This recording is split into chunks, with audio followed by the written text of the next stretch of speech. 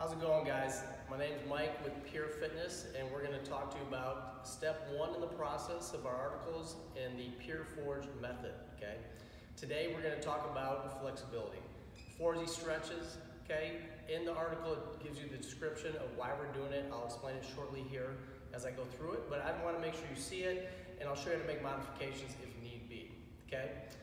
And as we're going through, I'll explain why we're doing the stretches specifically. Not only is it good for golf, it's good for general life and overall though. So if you have low back pain, joint discomfort, this will help that as well, okay? So the main stretches that we're gonna go over today in these four for sure are gonna start with hamstrings, some hips, quads, and one dynamic rotational stretch, which I'll show you, okay? So for starters, we want, if you have a bench, that'd be great. Anything that adjusts is even better. If you don't, I'm gonna show you how to do it with the bench being flat to make the adjustments necessary. So the first stretch that we have on the list is the straight head hamstring stretch, okay? The three parameters we always wanna follow are going to be proper alignment, okay? I need my feet to be straight ahead, square with my hips, and square with my shoulders, okay? So let's assume you have a kitchen table, or a kitchen chair at your house. If you have a kitchen table, if you can manage that height, we want to make sure that I take my one step forward, okay? Again, both my feet are pointed straight ahead. My hips are square. They are not turned this way. I'm square and my shoulders are square, okay? Step number two is how long do I hold the stretch, okay? 30 seconds. It needs to be 30 seconds. Statistical research shows that you get the most benefit out of a 30-second stretch. And the third step, which is probably one of the most important, is that it cannot be painful. If this burns so much in your hamstring or your calf, doesn't matter where you feel it, you need to decrease the intensity. So you would just not be so aggressive with the pull, okay? So I feel a nice light stretch here. If I wanted more, I do not bend forward like this, like you will see in a lot of pictures or videos, okay? All I want to do is take the center of my sternum, my chest, and I want to push my butt back and I want to lean forward. This is all I need to do to make this stretch a lot more intense, okay? We would then switch. Again, that was a little longer than 30 seconds, but give or take. Again, feet properly aligned, hips and shoulders nice and square, and I just simply will hold this for 30 seconds. If I need more, again, I put my chest forward. I do not round my back. I just pull my butt straight back and lean into it, okay? So that is the straight ahead hamstring stretch, okay?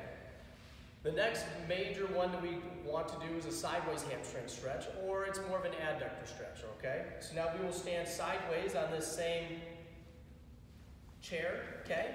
Now I make an L from heel to heel. It's a small L this way, okay? My hips and shoulders are square with the one on the floor, like so. Again, this stretch you're gonna feel deep in your adductors, almost down to the inside of your knee. That is okay. This is also a very important stretch, specifically for rotation, okay? And I'll quick show you after I get done through these two, because these are important. Again, 30 seconds, proper alignment. If I want more of a stretch, I simply take my outside hip and I pull it away and lean in with my shoulder, okay? That's all I need to do, and you will feel much more of a stretch. Do not be aggressive again, 30 seconds. We would do this one as well, both ways. You have to make sure, again, I reiterate, that your heel to heel is where the alignment is. It cannot be, if this is way in front, okay, I get nothing. If it's way in back and I'm squaring my body up, it's gonna be quite intense. So heel to heel gives you a nice, good standard. So every time you're going through this, you can see as you improve, okay?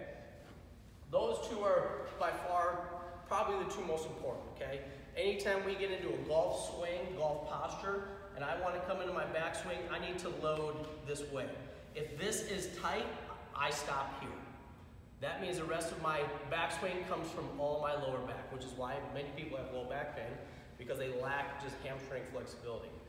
The adductors are in the same aspect, the sideways hamstring stretch. As I rotate here, let's say my right hamstring is fine, okay, but I rotate here, and now this adductor is tight. It will not let me rotate any further as well.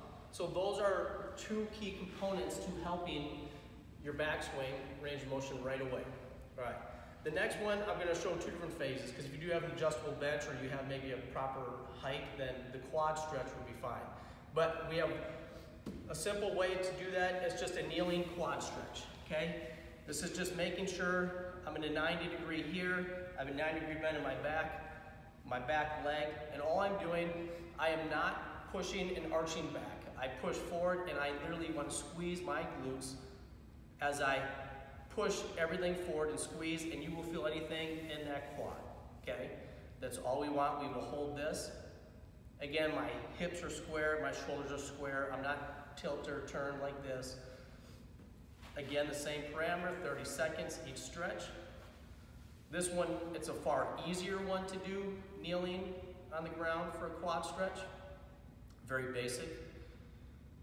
The other one would simply be, if you did have an adjustable bench, or let's say a height change, you would simply put your toe or your midfoot on there. Again, we want the knees, in this case, we want the knees next to each other. I don't want this knee sticking out. That means it's too high. And all I'm doing, again, I'm not arching back. I just take my glutes and I squeeze my glutes, okay? Glute activation is hip extension. That's all we need to get any stretch in the front half here, the quad and hip, okay? Again, when we do this, 30 seconds each. Very basic, simple, but very effective. And the last one is the dynamic stretch that I put in the article. It's one of the best things we do. We actually do this with everybody as part of their warm-up, is a kneeling thoracic stretch. So we want the leg, kneel on a towel at your house, on the wall, or if you're on the carpet. Again, we want this 90-degree bend here and in the back. My whole leg and my butt and all the way down the side part of my shin is pushed up flush against the wall, okay?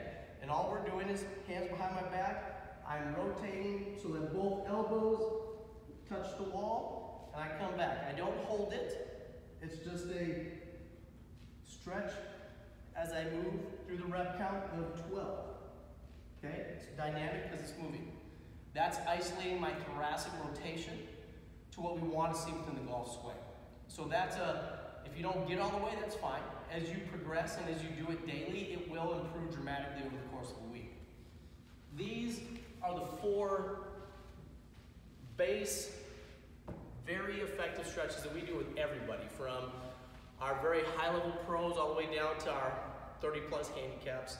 They all need this movement.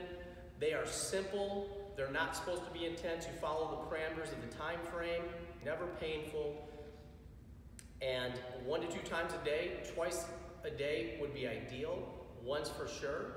More than twice a day, the actual literature does not show to be any more supportive, but that's what you gotta do, and it will help you on the golf course with more distance and pain-free, more importantly.